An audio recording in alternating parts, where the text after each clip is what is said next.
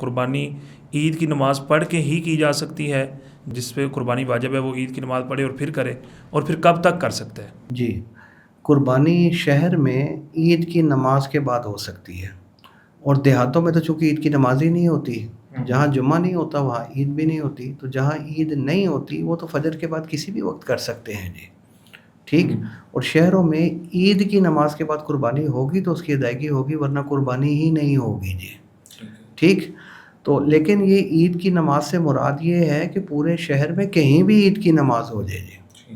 مثال کے طور پر ہم جدھر رہتے ہیں وہاں عید کی نماز رکھی ہوئی 8 بجے یا 9 بجے، جی، ٹھیک، لیکن وہ ایک مسجد ایسی بھی ہے جہاں وہ 6:30 بجے 7 بجے نماز ہو گئی عید کی، بس ٹھیک ہے، اس کے بعد اگر کوئی قربانی کر لیتا ہے تو قربانی اس کی ہو جائے گی جی۔